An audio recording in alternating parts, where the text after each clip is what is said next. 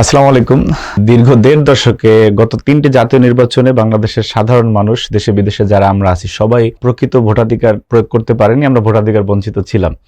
আজকে এত বছর পরে বাংলাদেশের সাধারণ মানুষের সামনে একটি ভোট উৎসব অপেক্ষা করতেছে এবং সেই ভোট উৎসবে বাংলাদেশের সকল ভোটারদেরকে অংশগ্রহণের সুযোগ তৈরি করে দেওয়ার জন্য গণপ্রজাতন্ত্রী বাংলাদেশ সরকার থেকে প্রথমবারের মতো পোস্টাল ভোট ভিডি নামে একটি অ্যাপ চালু হয়েছে। যেই অ্যাপের মাধ্যমে যারা প্রবাসী ভাইরা আছেন, যাদের কষ্ট, শ্রম, ঘাম, মেধায় বাংলাদেশের অর্থনীতির চাকা সচল রয়েছে, সেই প্রবাসী ভাইদের জন্য পোস্টাল ভোট ভিডি অ্যাপ চালু হয়েছে এই বছর।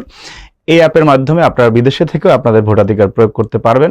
পাশাপাশি আরও যারা বাংলাদেশের নির্বাচনে দায়িত্বে থাকা কর্মকর্তা আছেন তারা এবং যারা নিজ নির্বাচনী এলাকা ছাড়া বাইরে কর্মরত সরকারি কর্মচারীরা আছেন এবং আইনগত হেফাজতে থাকা ভোটার, অর্থাৎ যারা নির্বাচনের সময় জেলে থাকবে বা আইনের হেফাজতে থাকবে, তারাও এই পোস্টাল ভোটের মাধ্যমে তাদের ভোটাধিকার প্রয়োগ করতে পারবেন। এই বিষয়টি আমাদের অত্যন্ত গুরুত্বের সহিত বিবেচনা করে আপনারা যারা প্রবাসী ভাইরা বিদেশে আছেন তাদেরকে অবশ্যই আপনারা ভোটার হতে হবে এবং ভোটাধিকার প্রয়োগ করতে হবে।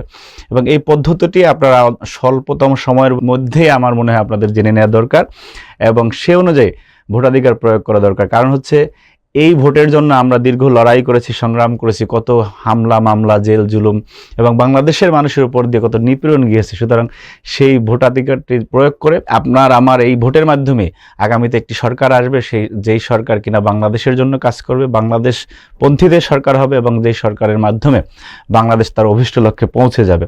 সুতরাং এই ভোটাধিকার প্রয়োগের জন্য আমাদেরকে সচেতন হতে হবে। এখন আমি বলে দিচ্ছি যে এই যে পোস্টাল ভোট ভিডি যেটি চালু হয়েছে সেটি আপনারা কিভাবে সম্পন্ন করবেন এবং এটির একটি নির্দিষ্ট তারিখ রয়েছে বিশ্বের বিভিন্ন দেশে কোন কোন সময়ের মধ্যে এই পোস্টাল ভোট ভিডির মাধ্যমে আপনি ভোটার হতে পারবেন। ভোটিং প্রক্রিয়া, ডাকযোগে ভোট দেওয়ার ধাপগুলো হচ্ছে কয়েকটি ধাপে আপনার এটি সম্পন্ন করতে হবে। এক হচ্ছে অ্যাপ ডাউনলোড, দ্বিতীয় হচ্ছে নিবন্ধন, mobile verification, NID, passport upload, ঠিকানা নিশ্চিতকরণ। 3 হচ্ছে ডাকযোগে ব্যালট গ্রহণ করতে হবে আপনাকে। চতুর্থ হচ্ছে ব্যালটে ভোট প্রদান এবং ঘোষণা সই করতে হবে। 5 হচ্ছে ব্যালট ডাকঘরে জমা দিতে হবে। ব্যালটটি থাকবে 3টি খামে, ভোটার খামে চিহ্ন দিয়ে ঘোষণায় সই করে এবং নির্ধারিত পোস্টের মাধ্যমে বাংলাদেশে পাঠিয়ে দেবে। দেখুন, বিষয়টি একটু জটিল মনে হচ্ছে, কিন্তু এই যে আপনারা যারা বাইরে থাকেন প্রবাসী ভাইরা, তাদের যে কষ্টের ঘামের শ্রমের টাকায় বাংলাদেশের অর্থনীতি চাকা সচল থাকছে। আপনি তো এই বাংলাদেশের উন্নয়নের অগ্রযাত্রার একজন অগ্রগামী সৈনিক। সুতরাং আপনি আপনার ভোটাধিকারটা প্রয়োগ করতে একটু কষ্ট করেন এবং আপনার এই ভোটের মাধ্যমে, যেরকম বাংলাদেশে একজন ভোটার যখন ফিজিক্যালি গিয়ে ভোট দিবেন তার যে ভোটের কাউন্টিংটা আর আপনার ভোটই একই ভোটই। সুতরাং আপনি যারা বাংলাদেশের ভাইয়েরা, যারা প্রবাসীরা আছেন, অবশ্যই আপনারা ভোটার হবেন। এখন আমি বলে দিচ্ছি নিবন্ধন কবে এবং কোথায় আপনারা করবেন, কিভাবে করবেন। প্রবাসী ভোটারদের নিবন্ধন 19 নভেম্বর থেকে 23 ডিসেম্বর পর্যন্ত চলবে, অর্থাৎ গতকালকে থেকে এটি শুরু হয়ে গিয়েছে এবং অঞ্চল ভিত্তিক 7 ধাপে এটি সম্পন্ন হবে।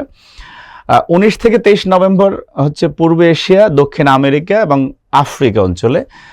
24 থেকে 28 নভেম্বর হবে উত্তর আমেরিকা ও ওশেনিয়া অঞ্চলে। 29 থেকে 3 ডিসেম্বর হবে ইউরোপে। 4 থেকে 8 ডিসেম্বর মধ্যপ্রাচ্য। 9 থেকে 13 ডিসেম্বর দক্ষিণ ও দক্ষিণ পূর্ব এশিয়া। 14 থেকে 28 ডিসেম্বর হবে মধ্যপ্রাচ্যের সৌদি আরব বাদে। এই বিষয়ে যদি আরো বিস্তারিত আপনি জানতে চান, আমার মনে হয় জানার দরকার। আমাদের টোটাল বিষয়টা ডিসক্রিপশনে দেওয়া আছে, আপনারা ওখান থেকে জেনে নেবেন। কিন্তু আপনাদের প্রতি উদাত্ত আহ্বান থাকবে যে আমাদের ভোট যে কত গুরুত্বপূর্ণ এবং ভোট যে একসময় একটি সর্বজনীন উৎসব ছিল সারা বাংলাদেশে, আমরা চাই সেই উৎসবের মাধ্যমে আগামী বাংলাদেশকে গণতান্ত্রিক মহাযাত্রায় উত্তরণের পথে যাবে ইনশাল্লাহ।